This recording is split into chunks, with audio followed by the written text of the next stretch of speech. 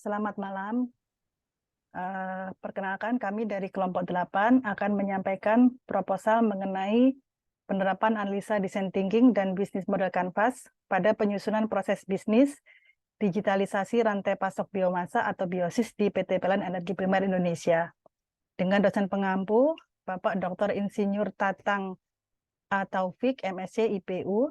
Kami dari kelompok 8, rekan saya Ibu Louis Claudia Marpaung, dan saya sendiri Prihantina Ardaniswari.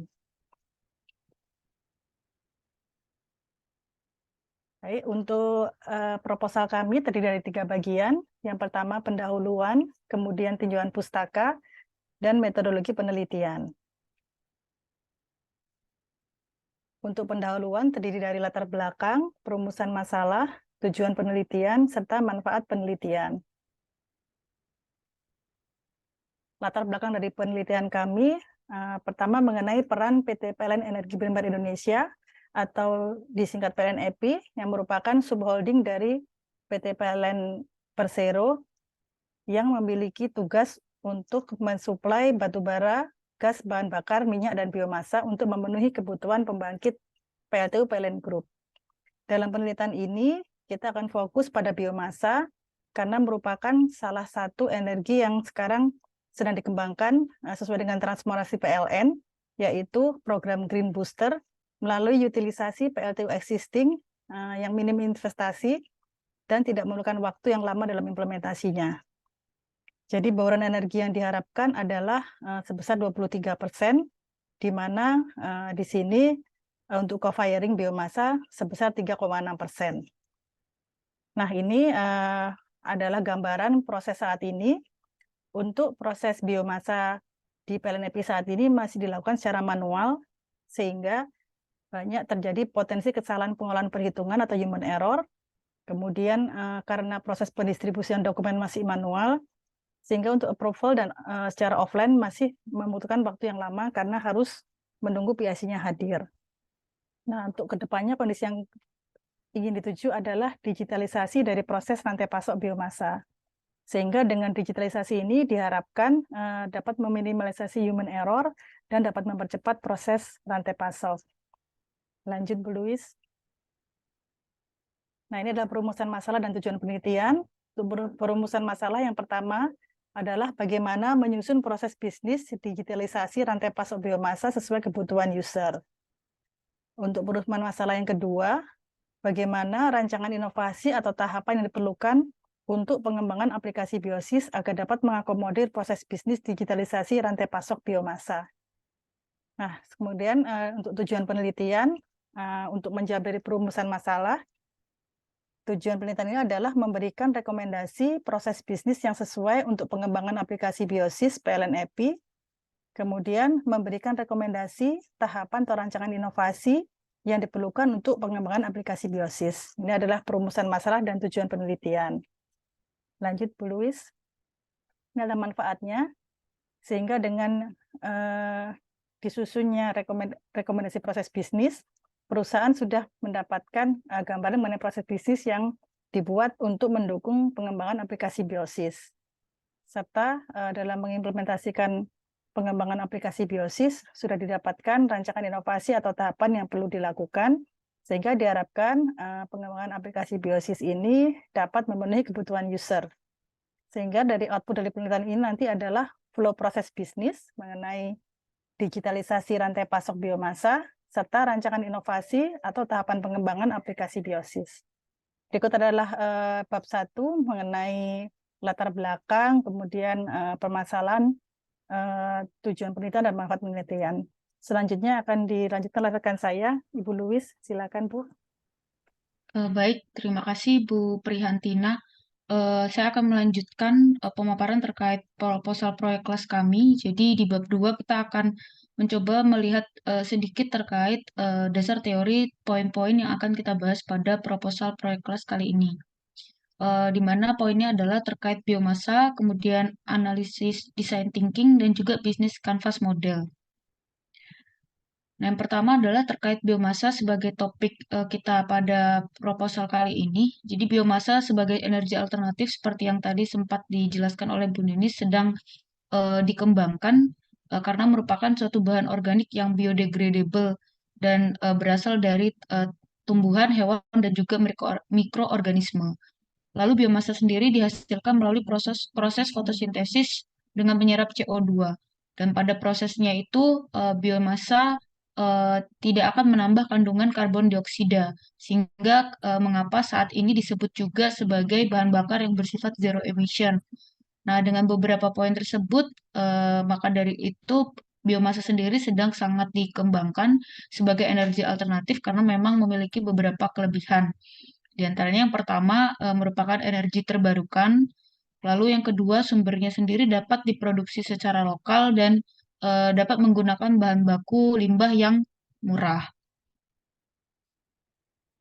Nah, yang kedua terkait beberapa model rantai pasok biomasa. Jadi, kita tahu tadi biomasa sendiri dapat diperoleh dari beberapa sumber dan karena begitu bermacamnya sumber biomasa sehingga memang mempengaruhi rantai pasoknya sendiri.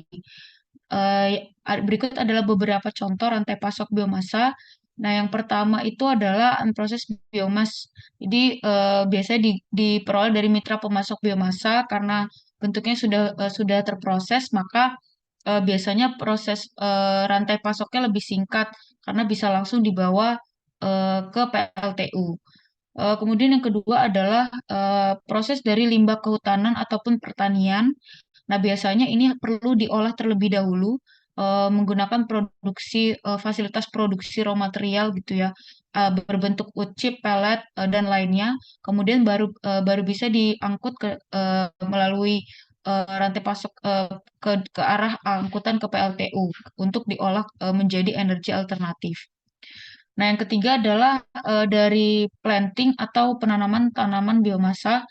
eh, Biasanya value chain atau rantai pasoknya lebih panjang lagi karena memang prosesnya lebih panjang dari diolah dari planting, kemudian masuk ke proses panen, lalu masuk ke produksi raw material untuk dibentuk wood chip ataupun pelleting, lalu baru bisa di delivery atau dilakukan angkutan ke pusat PLTU.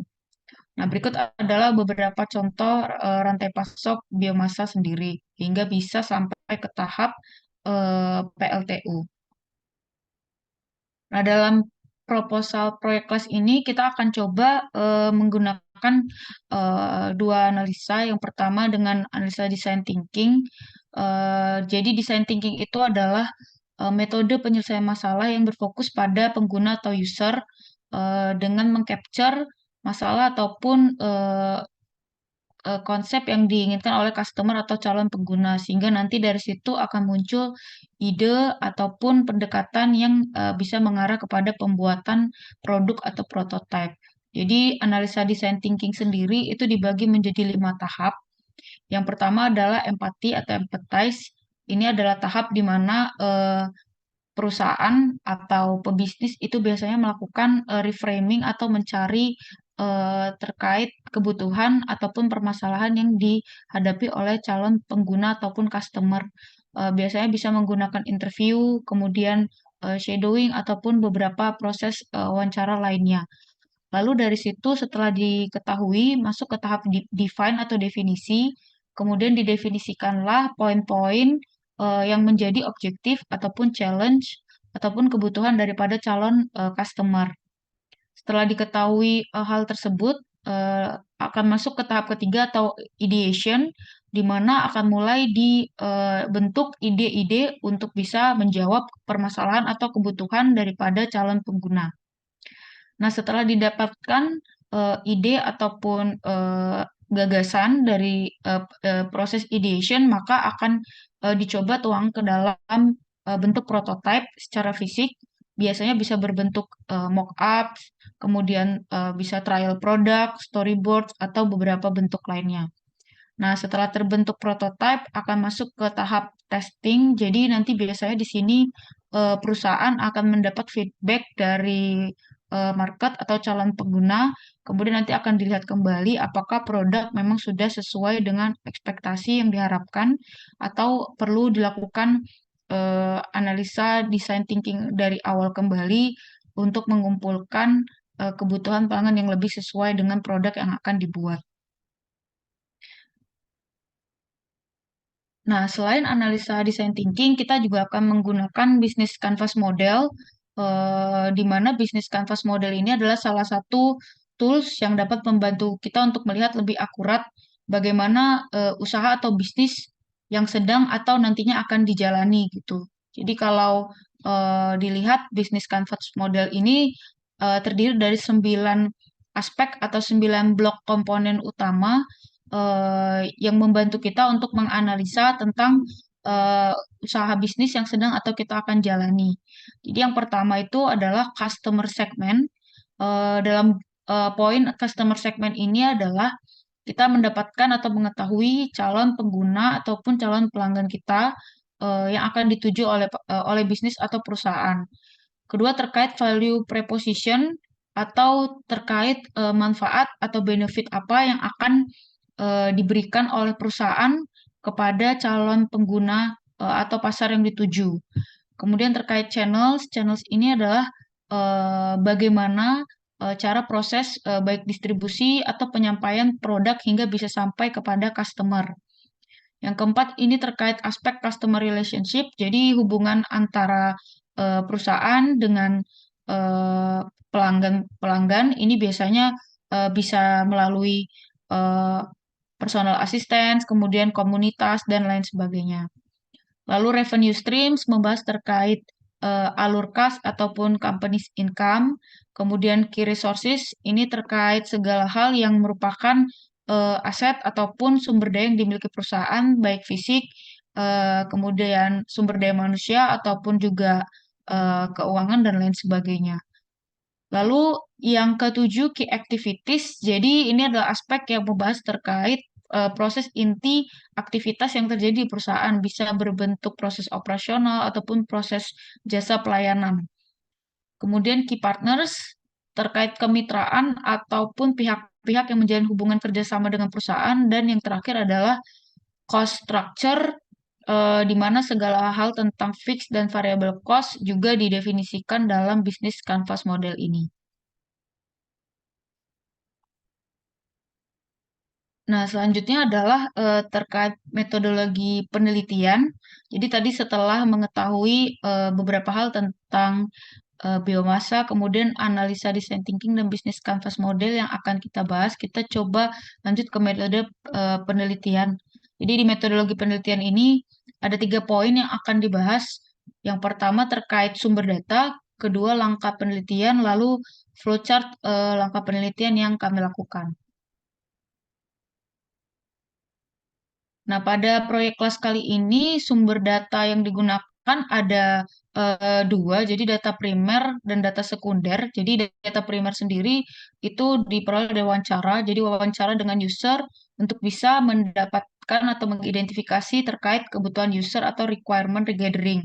Lalu terkait data sekunder ada 3 di situ adalah pelanggan biomasa, terkait kebutuhan volume biomasa serta layanan yang diharapkan, kemudian dari mitra pemasok, dokumen perjanjian yang memuat syarat teknis dan ketentuan dalam kerjasama, lalu data sekunder dari bidang IT dan digitalisasi, yaitu terkait informasi data dan pembahasan serta diskusi atas rancangan inovasi ataupun tahapan-tahapan yang perlu dilakukan dalam pengembangan aplikasi biosis nantinya. Nah, langkah penelitian yang coba kami lakukan sebagai berikut. Jadi pertama mendefinisikan perumusan masalah dan tujuan, di mana tadi sudah dijelaskan di bab 1. Kemudian yang kedua terkait studi literatur yang menjadi overview mengenai proses bisnis biomasa. Kemudian yang ketiga requirement gathering, di mana kita melakukan wawancara dengan user untuk mendapatkan terkait kebutuhan daripada user nantinya. Lalu yang keempat adalah analisa kebutuhan pelanggan, di mana kita menganalisa kebutuhan daripada pelanggan biomasa pada konteks ini adalah Genco. Kemudian yang kelima adalah analisa perjanjian kerjasama, di mana kita juga menganalisa perjanjian kerjasama dengan mitra pemasok biomasa. Lalu tahapan yang keenam, pembahasan dan diskusi, di mana ini dilakukan dengan tim IT dan digitalisasi untuk bisa nantinya disesuaikan dengan aplikasi yang sedang dikembangkan yaitu Koalsis. Lalu nanti akan masuk pada tahapan analisa design thinking dan bisnis model canvas, di mana pembuatan bisnis model canvas dan analisa design thinking ini bertujuan untuk menjawab tujuan dan perumusan masalah yang sudah ditetapkan di awal. Yang kedelapan, tahapan proses penyusunan proses bisnis yang bertujuan untuk mensupport proses digitalisasi rantai pasok biomasa. Lalu yang kesembilan adalah terkait rancangan inovasi ataupun tahapan penyesuaian KOLSIS untuk digitalisasi rantai pasok biomasa. Kemudian akan dilanjutkan oleh Bu Prihantina. Silakan, Bu. Baik, Bu Luis, terima kasih. Selanjutnya mengenai overview bisnis biomasa yang dikelola oleh PLN EPI. Gambaran umumnya, pengembangan ekosistem biomasa ini berperan penting dalam menjamin pasokan biomasa yang handal dengan target 10 juta metrik ton per tahun di tahun 2025 dan selanjutnya diharapkan dapat sustain. Langkah strategis yang dilakukan perusahaan adalah memetakan potensi dan merencanakan suplai pasokan biomasa, dan mengembangkan ekosistem biomasa, melaksanakan pengadaan sesuai dengan kebutuhan user, dan mengikuti regulasi yang berlaku. Selain itu juga mengendalikan rantai pasok biomasa ke PLTU untuk menjamin sekuritas pasokan sesuai kontrak. Sedangkan untuk value creation-nya adalah identifikasi potensi biomasa yang sustain, lengkap dengan perencanaan dan model bisnisnya. Kemudian pengembangan pasport biomasa untuk memenuhi target yang sudah disampaikan awal tadi, yaitu 10 juta metrik ton di tahun 2025. Kemudian pengembangan dan pembinaan calon mitra pemasok biomasa, merencanakan dan pengadaan pasokan biomasa ke PLTU, serta menjaga kualitas dan kuantitas pasokan biomasa. Nah, isu yang terjadi saat ini, sumber biomasa ini berasal dari waste biomass yang bersifat byproduct, murah, volume kecil, dan tidak sustain. Kemudian sumber pasokan ini berasal dari UMKM, sehingga perlu pembinaan dan skema kerjasama berbasis kerakyatan. Kemudian masih terbatasnya calon mitra pemasok karena saat ini tidak banyak mitra pemasok biomasa. Dan yang terakhir adalah mengenai keterbatasan personal dan infrastruktur EPI, karena Direktorat Biomasa ini masih relatif baru di PLN EPI, sehingga diperlukan effort yang lebih untuk mengembangkan ekosistem biomasa, serta mengendalikan rantai pasok biomasa. Nah, dari isu saat ini, direncanakan solusinya. Yang pertama, perlu menciptakan pasokan biomasa baru yang bersifat sustain dengan volume besar, sehingga tidak hanya tergantung dengan mitra pemasok. Kemudian mengekspor skema penggunaan moda transportasi laut untuk logistik biomasa. Nah, kemudian juga debottlenecking atas kendala penyediaan 10,2 juta dari upstream sampai dengan midstream. Dan perlu pembinaan dan pengembangan ekosistem biomasa yang mature dari hulu sampai hilir. Dan terakhir adalah diperlukan proses bisnis rantai pasok biomasa agar perhitungan atau pengolahan data lebih akurat dan mempercepat proses rantai pasok. Nah, inilah menjadi fokus dari penelitian proyek kelas kami. Lanjut, Bu Luis. Nah, ini berikut adalah bisnis model kanvas biomasa PLN EPI saat ini. Jadi dari customer segment, ini ada PLN Group, kemudian ada IPP. IPP adalah pembangkit listrik swasta, ada industri, komersial, global market, kemudian ada customer relationship, itu ada penempatan PIC khusus di tiap end user. Jadi untuk membina hubungan, kita menempatkan PIC khusus di tiap end user. Kemudian ada rapat koordinasi pasokan biomasa, kontak center, dan ada biomass information system. Nah, ini nanti yang juga akan dikembangkan melalui aplikasi Koalsis. Dan ada juga asosiasi. Terkait dengan channel, di sini ada perjanjian kerjasama dengan konsumen, kontrak kerjasama dengan pemasok dan transportir, delivery order atau shipping instruction, serta ada website dan sosial media. Terkait dengan volume value propositions, itu ada dibagi menjadi dua bagian, dari sisi consumer dan dari sisi supplier. Value proposition dari sisi consumer itu melakukan business sustainability, karena nanti biomas ini akan menjadi persyaratan ya suatu PLT itu boleh beroperasi jika ada pencampuran co-firing biomas. Kemudian bisa menjadi alternatif bahan bakar, harga energi yang kompetitif, serta target bauran energi ya co-firing. carbon credit dan NZE, net zero emission, kemudian business sustainability solution berbasis energi hijau dan ESG. Itulah value proposition dari sisi consumer. Kemudian dari sisi supplier adalah kontrak jangka panjang, ada integrated aggregated supply chain yang ini nanti juga akan bisa difasilitasi oleh Biosis dan stockpile yang terdistribusi dengan pengelolaan terpusat. Sangat key activities merupakan perencanaan dan pemetaan pasokan biomasa, pengembangan ekosistem, produksi biomasa, serta biomass supply chain management. Nah, ini juga yang dari customer relationship, value proposition, ke activities ini nanti yang terkait dengan supply chain dapat diakomodir prosesnya di digitalisasi proses bisnis biomasa menggunakan aplikasi Biosis. Untuk key resource-nya adalah human resource, ada investasi material serta metodenya, SOP atau sistem manajemen terintegrasi. Key partners-nya ada mitra pemasok biomasa, kemitraan dengan pemilik tanah. Nah, ini untuk yang biomasa kita melakukan penanam sendiri, kemudian penyedia jasa penelitian, transporter biomasa, kementerian dan lembaga pemerintah, serta asosiasi. Untuk cost structure ada 3 macam cost structure. Yang pertama fixed cost, yaitu merupakan biaya penyediaan biomasa, administrasi, marketing, dan lainnya. Untuk variable cost merupakan biaya bahan baku, biaya transport, operasi dan pemeliharaan, serta biaya lainnya, dan untuk investasi seperti tanah, mesin, dan untuk research and development. Terkait dengan revenue stream, itu ada service fee, jadi dari PLN EPI, nanti akan mendapatkan service fee dari generation company, yaitu ada juga di sini subholding PLN untuk penyediaan biomasanya. Kemudian penyediaan biomasa atau teknologi yang sedang dikembangkan, kemudian bisa juga profit sharing atas efisiensi konversi bahan bakar serta carbon trading. Lanjut, Bu Louis. Nah, ini adalah flowchart langkah penelitian. Berikut adalah langkah-langkah penelitian yang kami lakukan untuk proyek kelas. Jadi yang pertama, membuat perumusan masalah dan tujuan penelitian. Kemudian kami melakukan studi literatur. Salah satunya kita melakukan overview mengenai proses bisnis biomasa.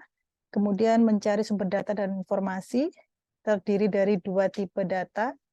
Ada data primer yang kita peroleh langsung dengan wawancara dengan user.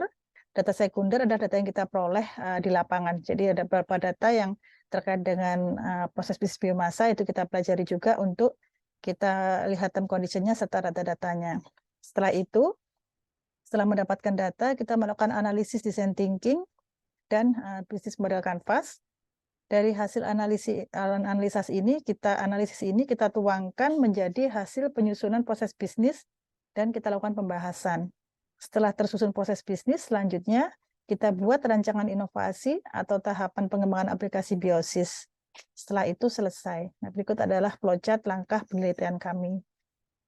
Kemudian lanjut, Bu Louis. Nah, ini ada berikut daftar pustaka yang kami gunakan dalam menyusun penelitian ini. Baik, sekian dari kami, presentasi dari kelompok 8. Terima kasih dan selamat malam.